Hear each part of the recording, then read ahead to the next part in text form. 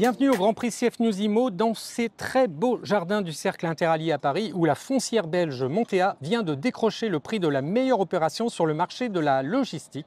Et on en parle tout de suite avec Luc Mérigneux de Montea et Sébastien Pirot de Michael Page. Messieurs, bonjour. Bonjour Bogdan. Bonjour Bogdan. Parmi nous ce soir.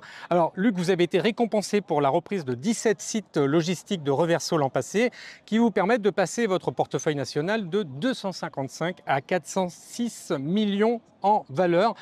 Est-ce que vous pouvez me rappeler l'essentiel sur cette opération qui est vraiment XXL hein? C'est vraiment une opération XXL à la fois pour le marché et à la fois pour Montea. Ça consiste en l'acquisition de 17 sites intégralement loués à Jackie Perreno sur une durée de 9 ans résiduelle. Et la logique de cette acquisition, c'est à la fois de bénéficier du flux et d'un covenant prime avec l'acquisition de 17 sites loués à Jackie Perreno, mais aussi de bénéficier d'un potentiel de création de valeur à long terme, puisque ces sites, ils occupent 12% des fonciers. Donc au départ de Jackie Perreno, qu'on ne souhaite pas, on pourra redévelopper des parcs d'activités, de la messagerie, grosso modo, créer de la valeur. Et c'est l'expression de l'ADN de Montea, c'est-à-dire que dans toutes les opérations qu'on traite, on essaye de créer de la valeur, que ce soit à court terme, à moyen terme et dans le cas de Reverso, sur le long terme. Et comme vous disiez en montant sur scène, il y a deux investisseurs qui marchent actuellement, c'est les Américains et les Belges. Et vous êtes belge? Oui, on est belge. Alors, enfin, moi, je suis français, mais je travaille pour les Belges. Et c'est très simple. Pour la Belgique, le marché français a été pendant longtemps une boîte noire. Peut-être des différences culturelles, en tout cas des difficultés.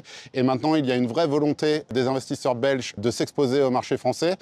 Mais c'est aussi l'expression simplement de l'attractivité du marché français à l'international. Et donc les Belges en sont l'expression, comme les Américains. Très bien. Cette acquisition de près de 150 millions d'euros devrait vous générer un rendement net de 5,6% dès maintenant et de 7% à terme, vous confirmez ? Je le confirme, on est une société cotée, donc les informations qu'on transmet sont des informations qui sont toujours vraies. 5,7, c'est ce dont je vous parlais à la suite de la première question, un rendement core sur quelque chose qui est très peu risqué. Et le 7, cela nous permettra d'accompagner la croissance de Jackie Perreno par la construction d'extensions sur les sites et les reconversions à terme. Alors, vous aviez prévu d'investir 1,2 milliard entre 2024 et 2027. Vous en êtes où là dans ce domaine ?